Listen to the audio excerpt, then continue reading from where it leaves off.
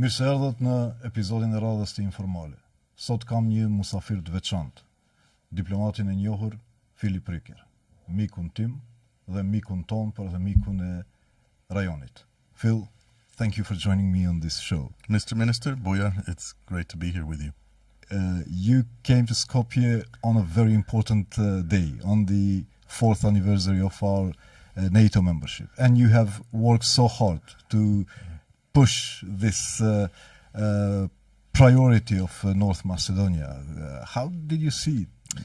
You know, it is always great to come back to Skopje, Doma Sum, as I say, because I do feel at home here. I spent several years of my professional life here. My wife Solveig and I were very happy here when I was ambassador. We have good friends. It's a beautiful country.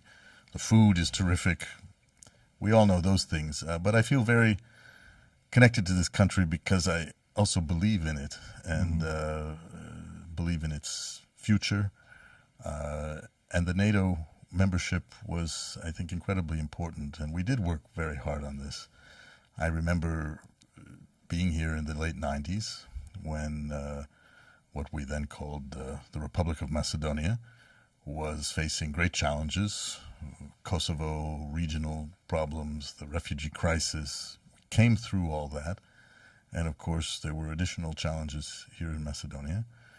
The Ohrid Agreement helped resolve that, helped add an additional element to Macedonia's strong constitution. And the United States, as it had been from the beginning, was a good friend to Macedonia.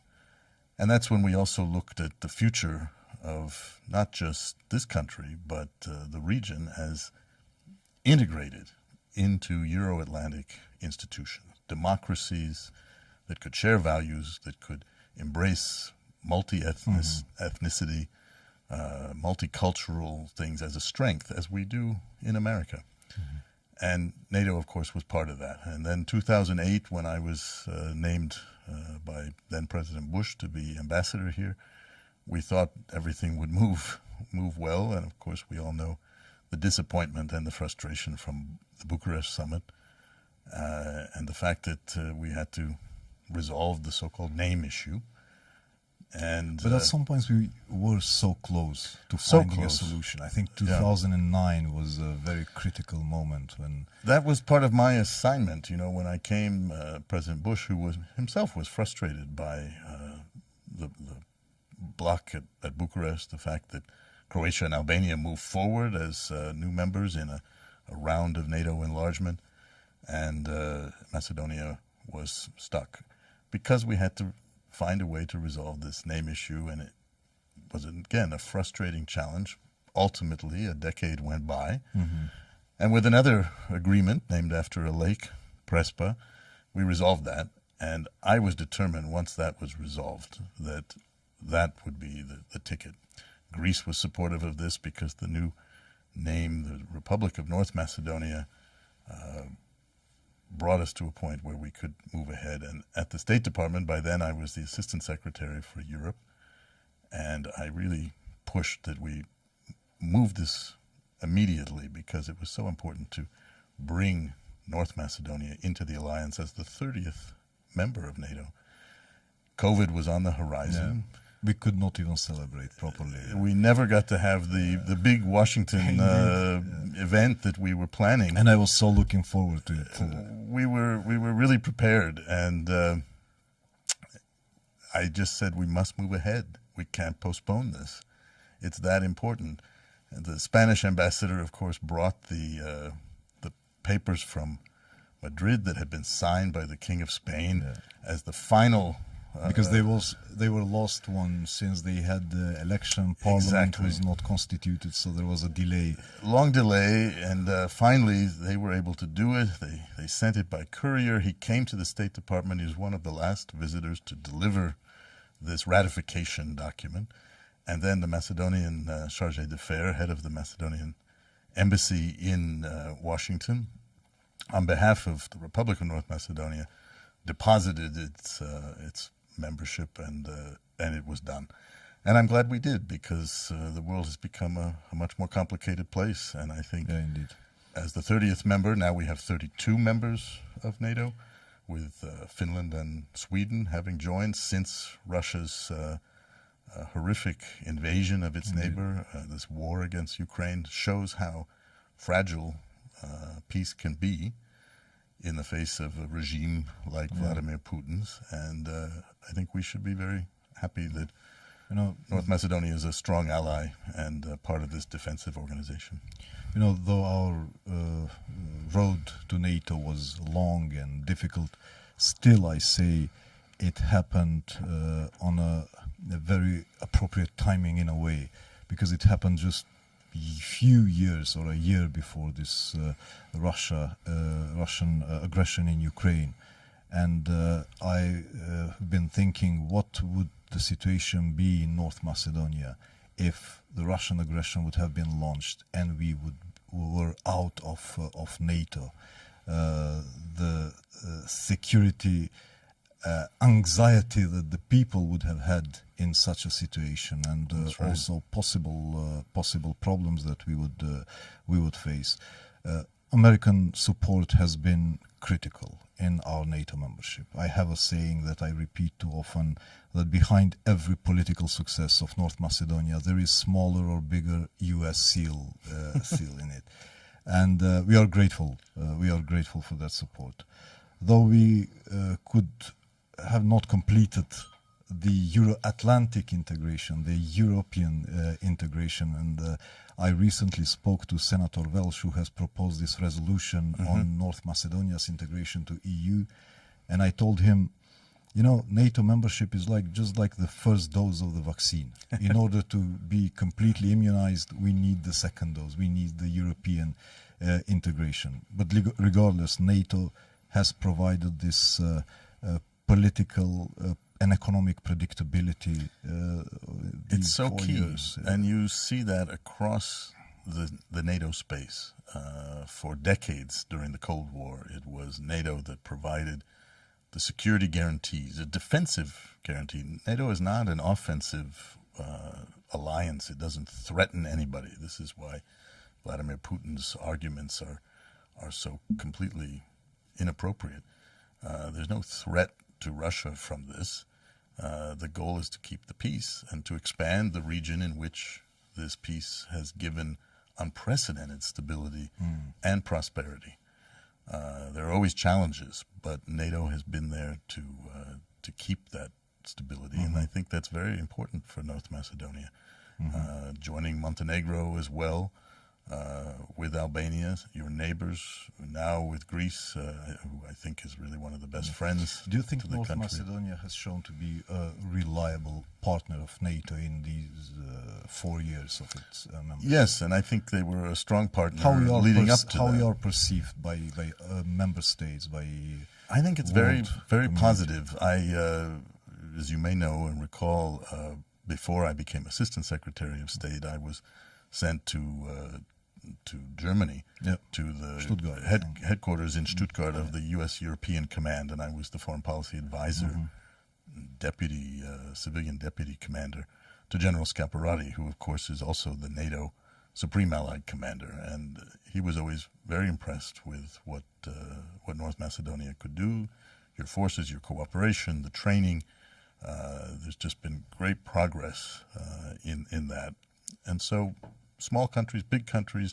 NATO is made up of so many different countries, but altogether they are allies, and they sit now 32 allies together at that table, collectively defending and deterring attacks. And this is the time, as we see what's happening in Ukraine, when you want that. So I think the contributions that North Macedonia makes are very important. But I agree with you that the job is not done. The road is not finished.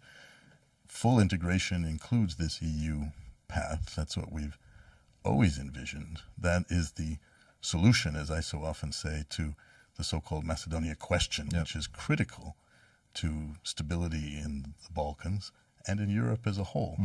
And to accomplish that, we must fully integrate and take the benefits of the European Union, the single market. It's a frustrating road. We were very frustrated. I was personally. After the name issue was resolved and NATO membership was set, to see the EU was suddenly not prepared to move ahead. Another frustration, and we understand that, but I think we're back on that road, and sometimes the best journeys are on the longest roads. We'll talk about the EU later to focus a little bit more on NATO.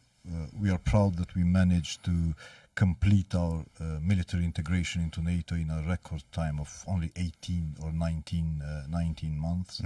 Then there was an assessment that North Macedonia is maybe the fourth country in NATO for providing military support to Ukraine per capita. On a per capita basis. Per capita, certainly.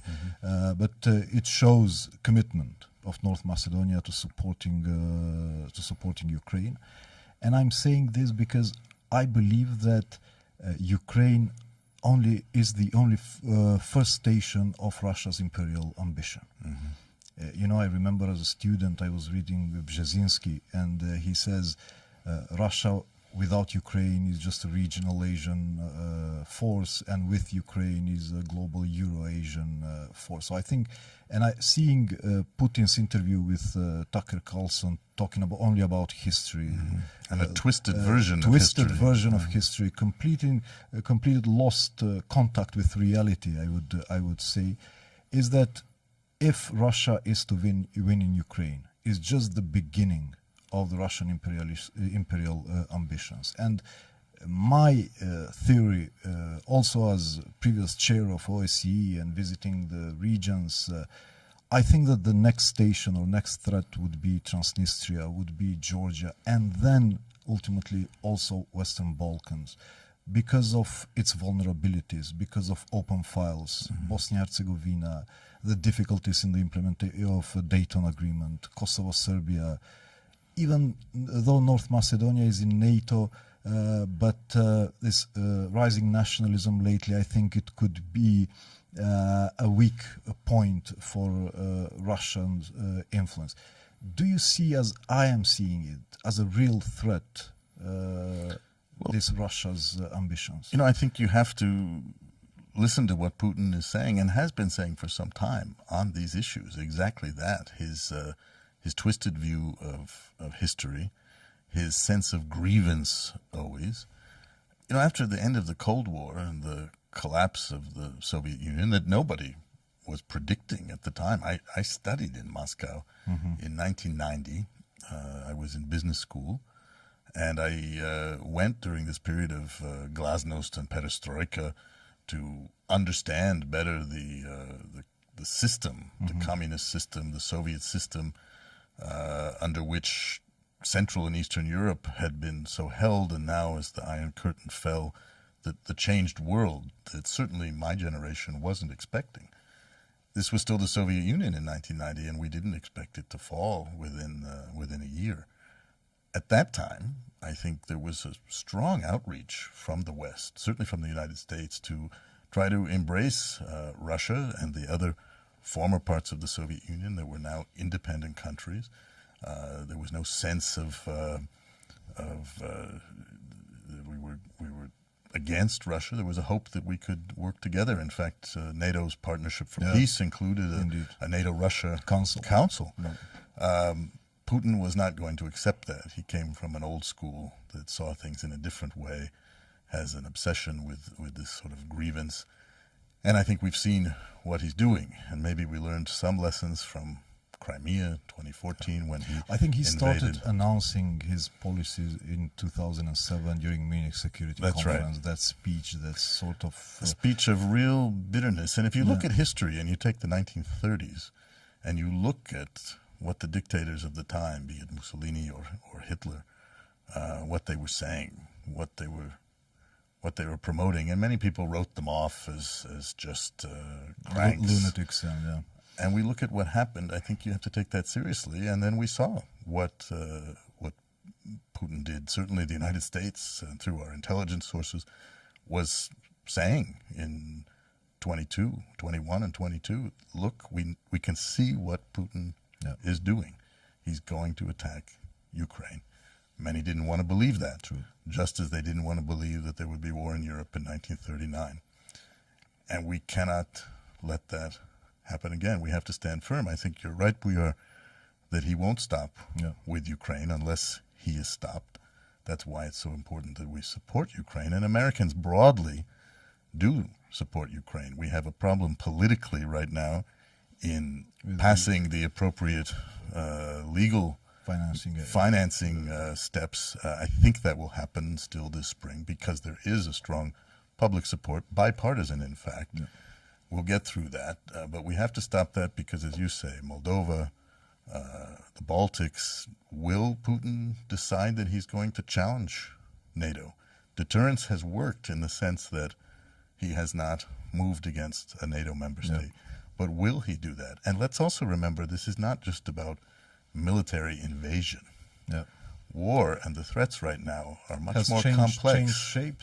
They are more hybrid. Hybrid threats, cyber threats, everything from election interference. Undermining democracy, undermining Exactly. trust in institutions. And we see that every day through the social media. The Russian bots are active in every corner of the world. And some of the biggest issues, they're driven by these actions by the Russians who try to disrupt. And they know very well how to disrupt in the Balkans and other places where people are susceptible to conspiracy theories and twisted versions of history. Again, Putin is a master of this stuff.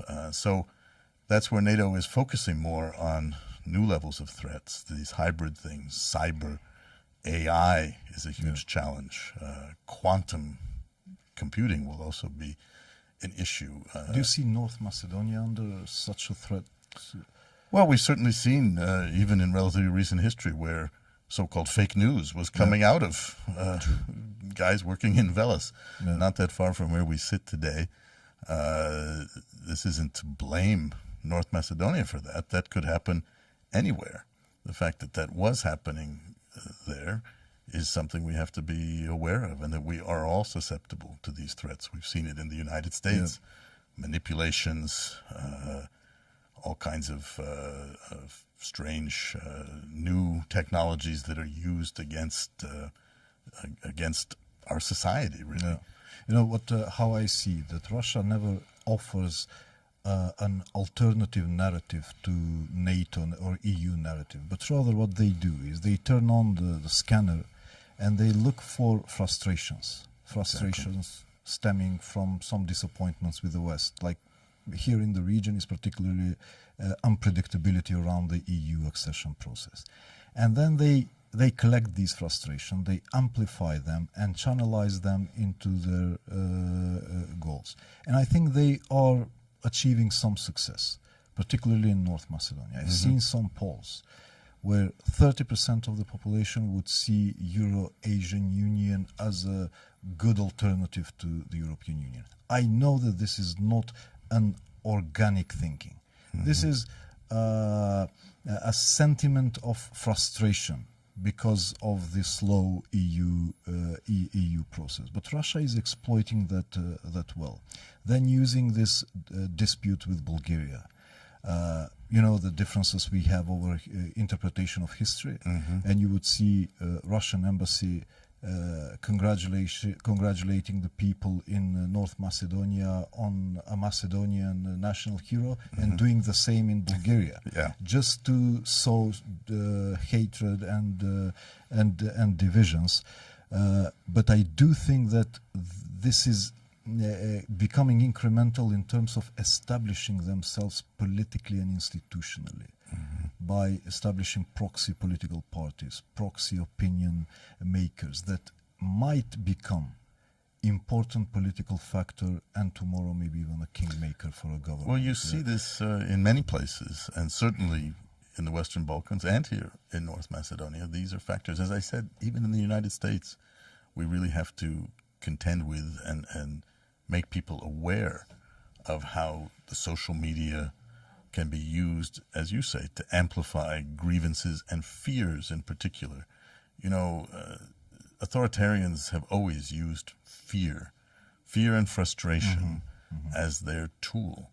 This was the case, long before in the 19th century, certainly in the great and horrific wars of the 20th century.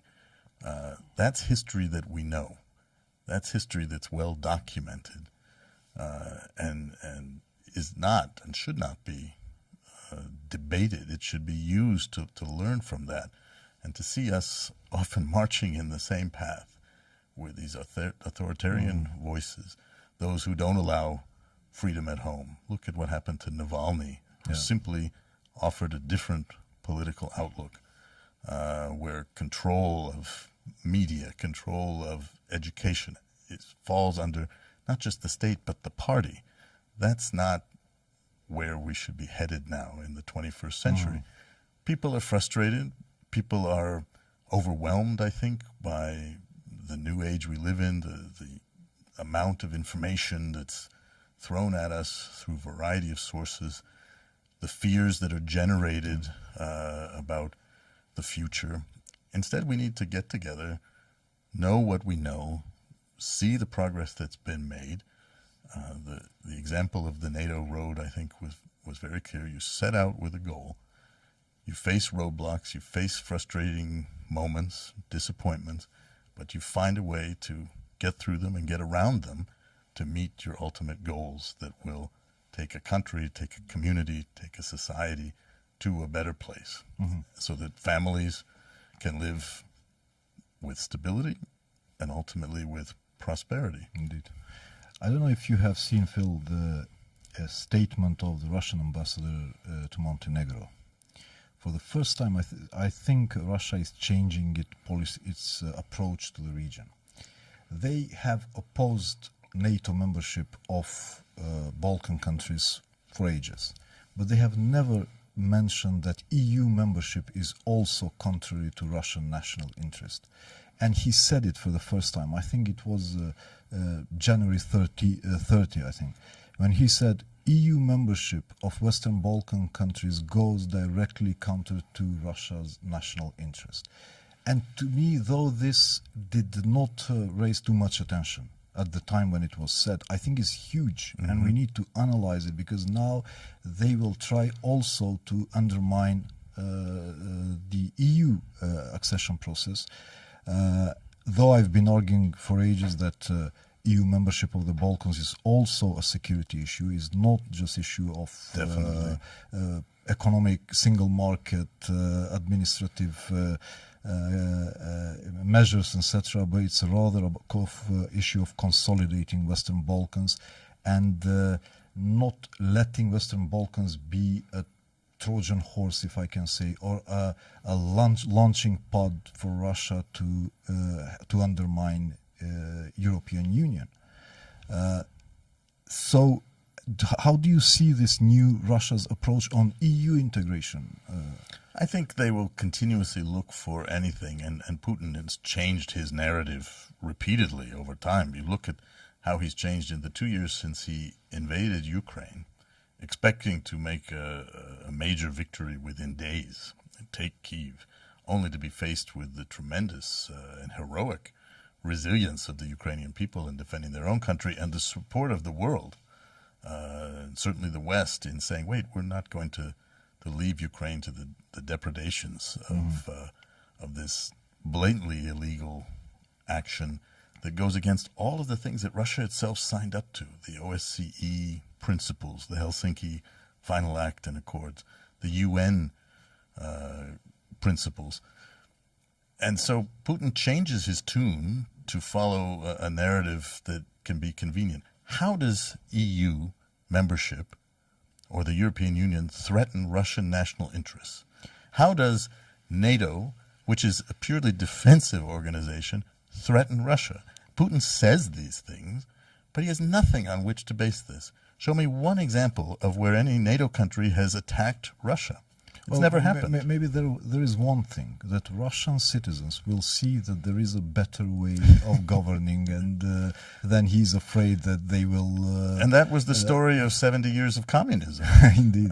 We saw that in the closed Soviet system, the horrors of the Gulag, the inability to travel, what people lived through in the Cold War, not just in the Soviet Union, but in the Eastern European countries that were held hostage essentially to the Soviet Union. We moved beyond all of that. And these countries, the people of these countries, which are democracies, like Montenegro, like North Macedonia, voted for on their own accord NATO membership, EU accession. These are things that then take time, as you know very well, but it's what the people want. And it's NATO, for instance, is based on its openness to countries who wish to apply. And that is not a threat to Russia, but it shows that these countries, at their own sovereign accord, the wishes of their people, want to have the security. They've seen the example of what these structures, what these institutions provide. And we have to remember that. It's too easy to get caught up in some strange argument and some Russian ambassador making a statement. The people of Montenegro are smarter than that.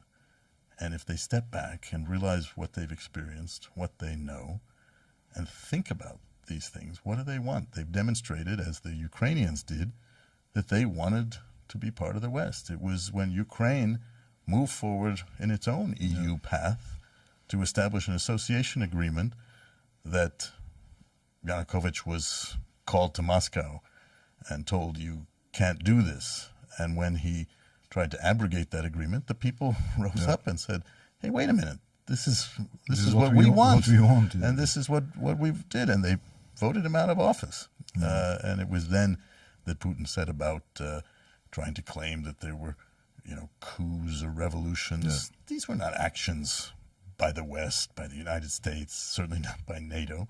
These were actions of the people there who simply wanted their own desires and views to be closer to the West. It wasn't an anti-Russian action.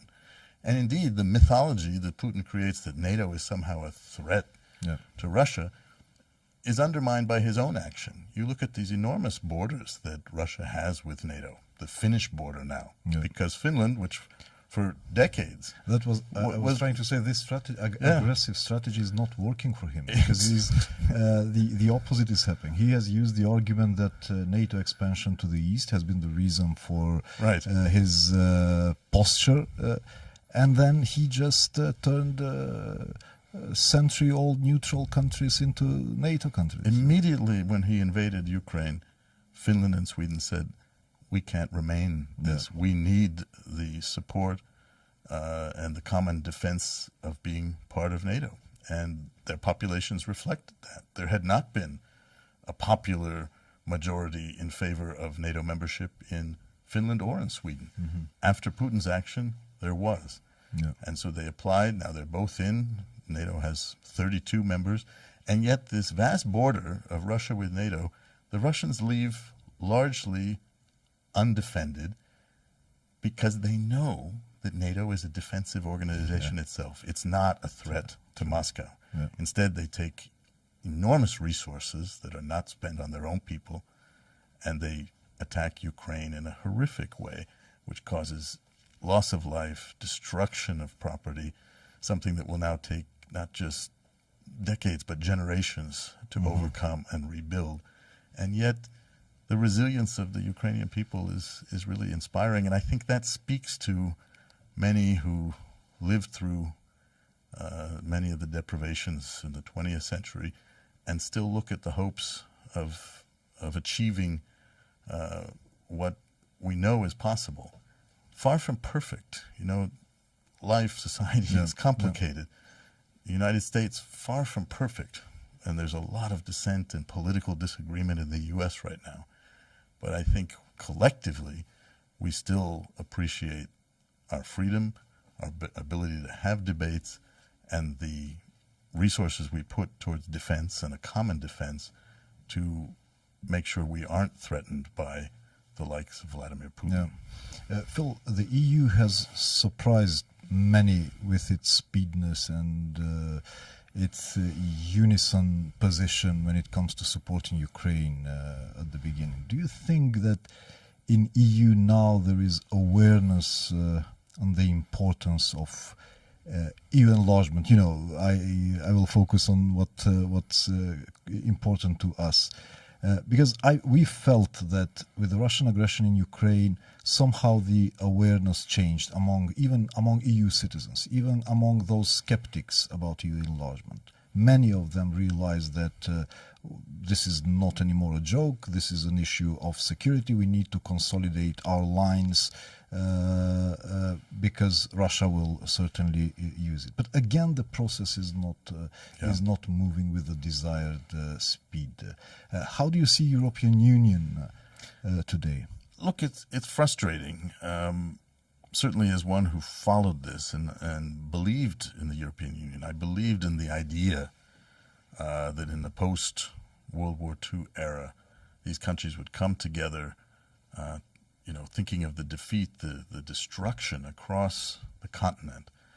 And with the Marshall Plan that supported rebuilding of Europe by the United States, and then deep thinking about the future, creating a European Union so that these countries would never go to war again against each other.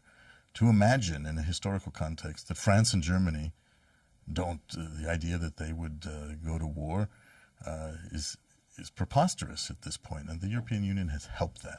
So the vision was you expand this EU to create a much larger market. That's not an easy thing. It becomes complicated. The dynamics, the structures, the bureaucracy of it is difficult. I think after the Balkan Wars of the 1990s, there was a great appreciation that we need to integrate these countries. This is Europe. Bosnia, Kosovo was taking place 500 miles from Vienna. Yeah. We need to integrate these countries because they are Europe. They're European in history and culture and outlook.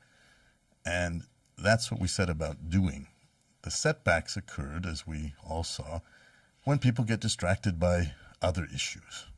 Migration is a huge issue, economic factors, politics, and that was frustrating to me too, as an American diplomat at that time that was focused on integrating the Western Balkans, in particular, because I was ambassador here, North Macedonia, to be a part of these institutions, getting North Macedonia into NATO, and then saying, okay, Europe, it's your turn. And then they failed to move quickly. And that's frustrating. And it was frustrating for us. I can only imagine how frustrating it is for the people here.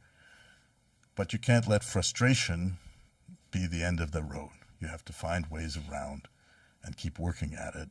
And I think there is, again now, as you said, a realization after the invasion of Ukraine that, hey, Europe, we not only have to think about our defense, we can't be complacent, we can't be reliant on Putin's Russia for gas and energy resources. We've got to get our act together, and that includes expanding the EU to include these countries that should be part of it. I mean, these are small countries.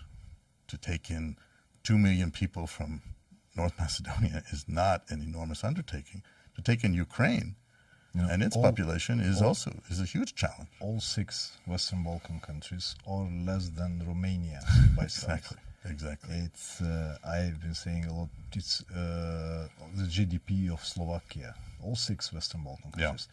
I don't think it's the issue of distortion that might be created with the membership of Western Balkan countries. I think it's the fear from rendering EU non-functional because of the unanimity in decision making. And therefore, lately I've been promoting this idea of more integration before membership.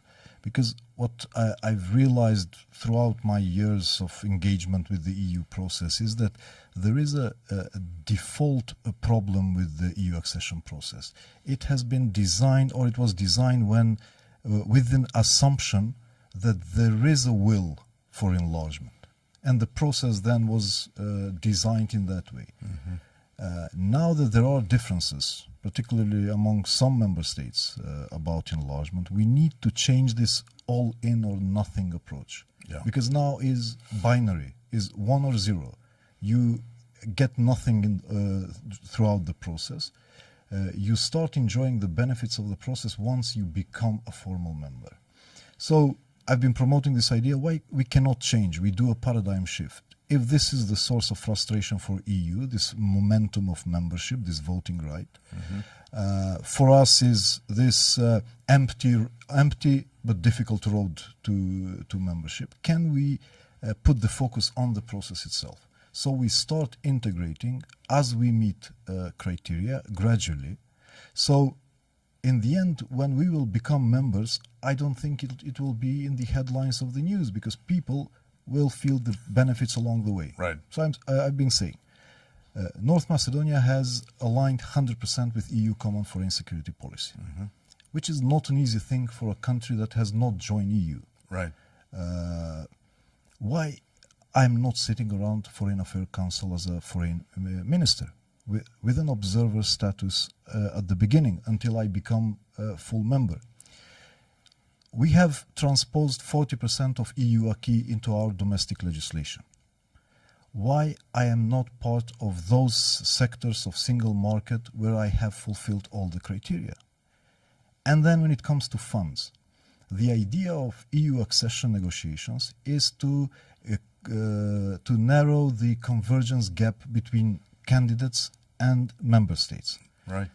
At the moment, we receive like 160 euros per capita direct grants from EU.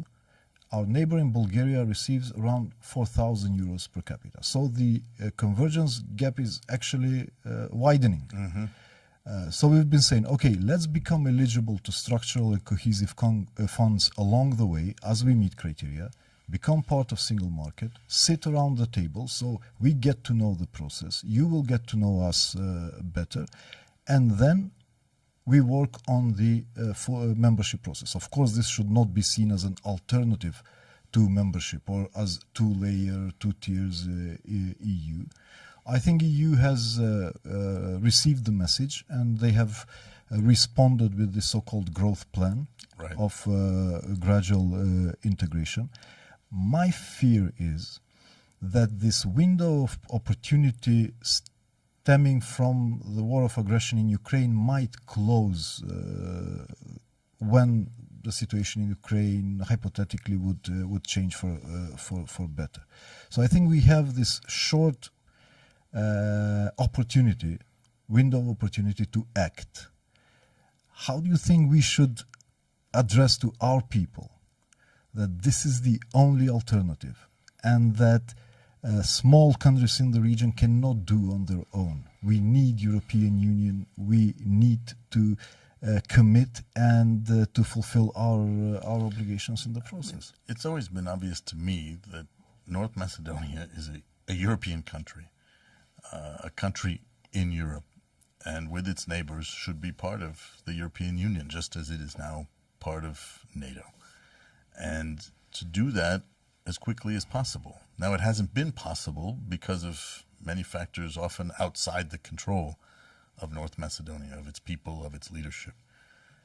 You keep your eye on the ball and keep doing that. We lost a decade with NATO, a decade frustration that was unnecessary. We found resolutions. Some of us always said there is a resolution, there's a way to get around these problems and to work with neighbors and find ways forward. And we did that, and now you have in Greece, actually, I think, a very supportive friend and ally that offers security through air policing in the Macedonian airspace. It's the same with EU. There's been frustration. I've felt it. Certainly the people here have felt it. As Americans, we can't bring you into the EU. That's something that the EU has to do with its existing membership and with your efforts. And I would keep at that and pursue it as quickly as possible, because the sooner you do it, I mean, I think it's ultimately going to happen. So why not make it happen sooner rather than later? That, I think, is the way to begin experiencing those benefits. And I'm glad to see, certainly in my ongoing conversations, even since I left my formal role and retired from the State Department, that the EU has understood this. They've understood the importance of integrating these countries in, and are going after efforts to do this, to share increased funding, to address some of the challenges in terms of the EU and how it's structured, understanding that taking in as many new members as it has poses some challenges. They have to learn to adapt just as new member countries have to learn to adapt to become members. And I think they're doing that. We'll get to that point and we'll see that. And we'll look back at a certain point and say, okay, this was all worth it. Now we're part of Europe. We're still going to face challenges, but we face them more together with a bigger market, with more opportunities, and with the security and safety and stability that NATO helps provide. That will be a great thing. And why look back once you're in the EU and say, gee, we should have done this sooner. Yeah. We could have made this effort sooner. Get it done. It's like building a road. I come back here and I visit and I say, gee, some things have been sitting around waiting to get done since I first came here in the 1990s. Get things done. Get things done. Take the hard decisions, knowing what is really in the right direction, what you want, what your goals are. Yeah.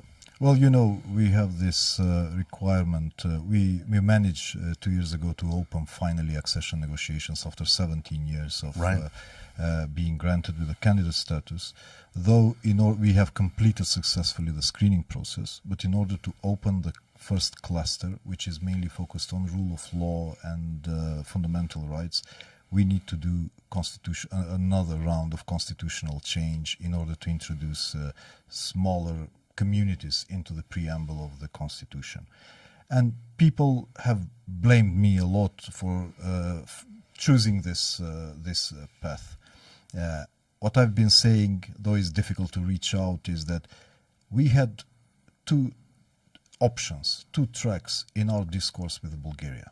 One was historic identity track. That means North Macedonia's road to Brussels goes through history and identity track. That was the Bulgarian declaration of the parliament that was annulled with a lot of support from United States and the European Union. And the second alternative was the track of human rights and minority rights. We have thought and decided that it is in our interest to do a shift of the focus from history identity track to human rights and minority rights track. And the paradigm of this track is constitutional reform to introduce Bulgarian minority and action plan on minority. So we are not talking about the language has become an official language of the European Union without footnotes, without asterisks, without any additions. And so we have, I think, by focusing on this track, we have turned the ball on the side of the field where we excel. And you know that on human rights, minority rights, North Macedonia has become a referent model as a functional multi-ethnic democracy in this region. But of course, politics have always used the emotion of people to present another story. But I'm optimistic in this direction. With United States also, I'm proud that during my mandate I managed to launch the strategic dialogue, or to upgrade strategic partnership into a strategic dialogue, which is a living process. Exactly. I had the pleasure to do this with Secretary Blinken in Washington, and then to have a return visit of Secretary Blinken to Skopje. By the way, first ever visit of U.S. State Secretary to the Ministry of Foreign Affairs of North Macedonia.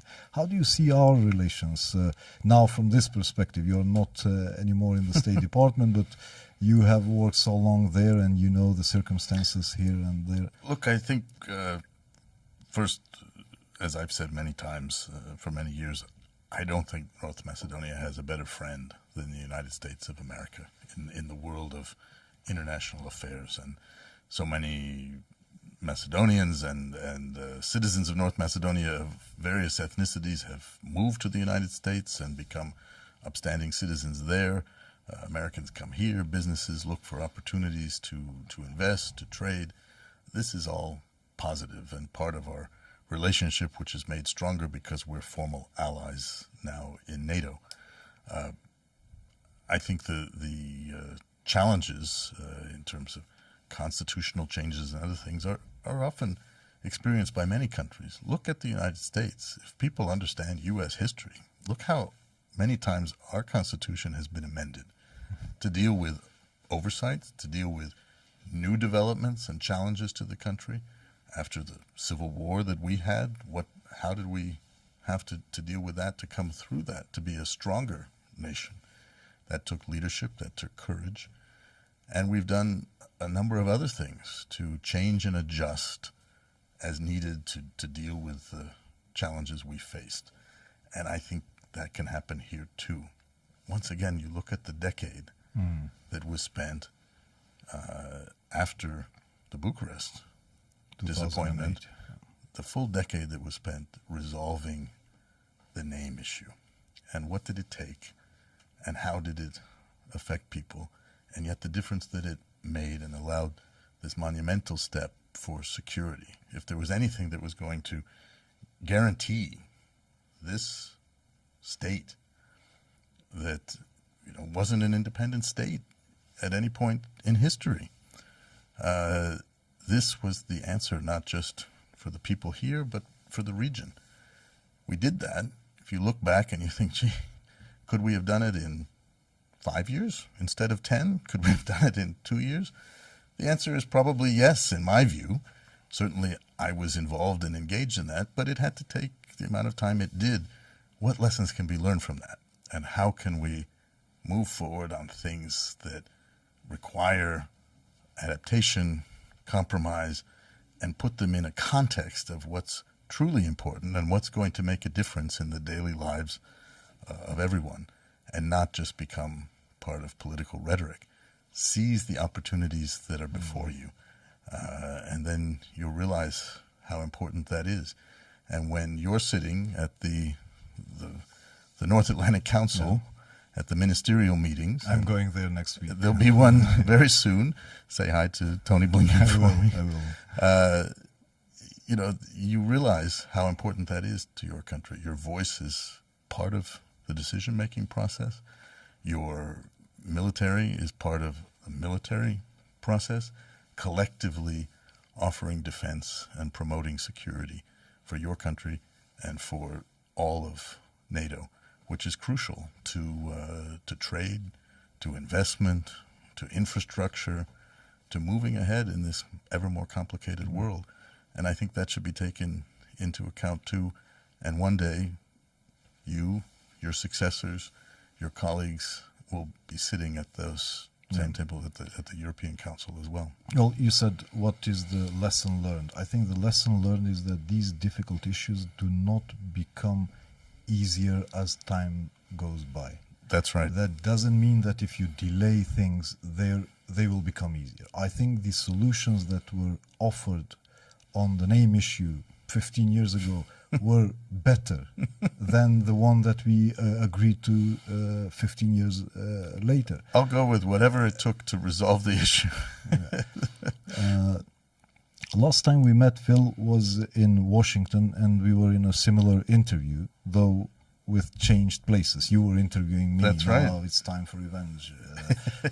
We discussed then, I came to Washington as chair of the OSCE.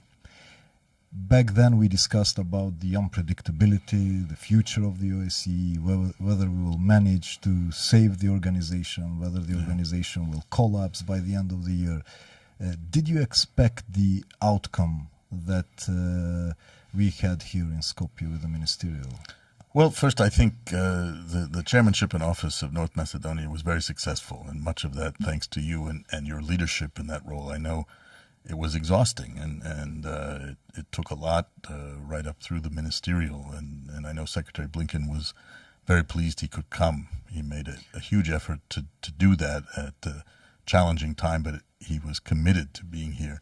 By the way, he rerouted his airplane from Brussels, NATO, to Middle East, and he stopped to Skopje. I know, and I was in touch with many of my former colleagues in the Secretary's party, and with Jim O'Brien, who of course is a long time friend and is now Assistant Secretary, sitting in the chair that I occupied at one time. I, by the way, now sit in a chair that he occupied as the head of the Europe practice at the Albright-Stonebridge Group, where I offer consulting and advisory services. when we met in Washington, I was very grateful for you coming to the Wilson Center, Exactly. which is a congressionally chartered think tank, which offers study and analysis of global affairs to both ends of Pennsylvania Avenue, as we call it, to our Congress at one end in the Capitol, and to the executive branch in the White House and beyond, on a nonpartisan basis, fiercely nonpartisan, to make sure that our leadership have a mixture of views and analysis on these events. I chair the Global Europe program, and we were so pleased to have you because you, as chair in office for OSCE, could talk about the challenges that OSCE was facing. I think a very successful organization, as I often say, if we didn't have OSCE, we would have to create it. True. And it's very sad to see what Russia has done through its actions in really undermining the OSCE. Russia was a founding part of the OSCE, and in fact, during much of my diplomatic career, Foreign Minister Lavrov, for instance, was really a sort of king at the OSCE. He knew intricately its working mechanisms and its rules and its principles, and it's sad to see that Putin's regime completely rejected all of those principles. The initial idea to establish a conference such as OSCE was made by Molotov, That's right. the Russian foreign minister back in the ages. Going way back in history. And so we created this not just about security, but it has the three pillars and the human dimension to look at things. It looks at environment and the other challenges that really are security questions. And this third dimension has been a critical instrument for the new wave of democratization in the Eastern, including Russia-controlled neighborhoods. And you think about how important OSCE has been here in North Macedonia since your independence, providing a sense of security, a sense of international engagement. That's important, and I see it. I saw it in my work in the Caucasus.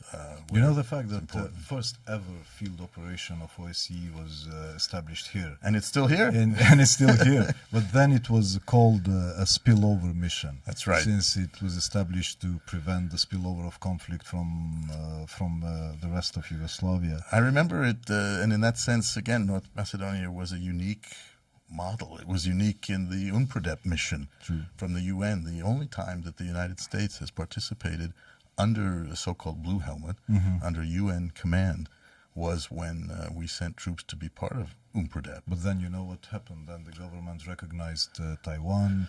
China vetoed in the Security Council UNPRODEP mission. I was here then, and I can remember I was supposed to actually have a lunch with the Chinese diplomat from the People's Republic of China, had an embassy here, and this was, of course, back in the 90s, and he invited me for a Chinese food lunch. I thought, well, this will be great. And then there was this unfortunate change of recognition, and the Chinese were gone within days, and I never got my lunch. Phil, what's the difference you notice when you come now to North Macedonia compared to when you served here in Skopje? What is the first thing that comes to your mind as being better off?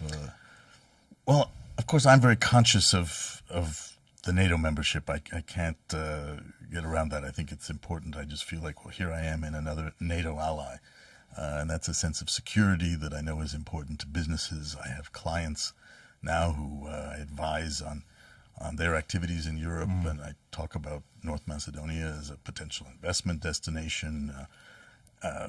It's still, a beautiful country, as people have always said, and I've seen a lot of development in terms of infrastructure. I'd like to see more, and I think the momentum needs to be kept going on that. Some of these infrastructure projects that have been around for a long time, as I said, let's get them done. Let's get them done. And that's always a challenge, but that's what will make the long-term difference, is connecting people. So it's great to come back. It's great to have a chance to visit. I get to see not only my friends and old staff, colleagues from the U.S. Embassy. Ambassador Agler is a close friend. We, of course, served together here when I was ambassador, and I've known Ambassador Agler and her husband for almost 30 over 30 years of our careers in the State Department. And similarly, I have great friends here. And when I think of all the challenges that North Macedonia has overcome in that period, in 3 decades, it's really quite remarkable. A small country, but at the heart of not just the Balkans, but the heart of Europe. I mean, this really is Central Europe. And we have to keep that in mind.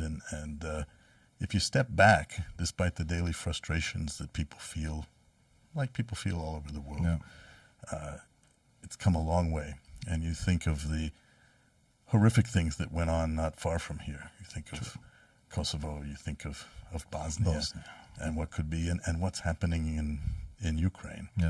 And we should be grateful that we've been able to avoid that in this country. And I'm proud that the United States and our diplomacy has been a part of that, because early on, with the breakup of Yugoslavia and the emergence of an independent, now North Macedonia, we were always strong supporters of that. And we could see, as I've often said, in this country, elements of our country. Just like our country, you have challenges, we have challenges, far from perfect, difficult political debates, but fundamental elements, diversity, multi-ethnic, creativity, the focus on the individual and opportunity is, I think, what's really important and what drives that. And for a very small country, let's face it, less than 2 million people, I think you have a great, unique position in Europe and in the world. And that's something every citizen here should be proud of. Thank you so much. We appreciate so much your support. Phil, last question. I recently read an article in Economist which says people should never retire. And there was actually a study. How do you cope now with your retirement from the formal diplomatic job, though I've been following your work with Wilson Center and Albright, and you're doing a great job. Well, what's the difference? Thank you. After 31 years in the Foreign Service, much of it, very intense times in a variety of positions, I just really woke up one day and said, it's time to try something a little different. And I began to feel that diplomacy itself now has evolved, and the role of what we at Albright Stonebridge call commercial diplomacy, that is integrating the private sector into the role it must play in diplomacy, ever greater, was important. And so I officially retired from the State Department. I called Secretary Blinken and told him on Thanksgiving Day in 2022 that I had decided it was time to retire. And he was very supportive. He asked if he could persuade me somehow to stay on. And I've continued to keep an interest, being involved in the think tank and chairing the program on Europe at the Wilson Center is important. And at Albright Stonebridge, very busy schedule, working with clients, many big companies, smaller companies, foundations, and of course not just on the Balkans, but across Europe and Eurasia, and integrating that into the broader world. So I keep very busy. I probably should have taken a little more of a vacation, but I left the State Department one day and really started in this new private sector the next day. And of course I keep in close contact with my diplomatic colleagues at all levels, and I'm sure they'll be interested in my reflections on this visit to Skopje as well, because I will continue to keep an interest and a great affection for the people of this country. Phil, thank you so much. I always enjoy talking to you. My best regards to your wife, to Solveig. Thank you. And I look forward to see you soon in Washington. Thanks, Bujar. You'll always be welcome, Kai Nas. And Solveig, I hope I know she'd like to join me on a future visit here, because she has great memories as well. So we'll be back. Indeed. Looking forward to have you here. Thank you so much. Thank you. Thank you so much.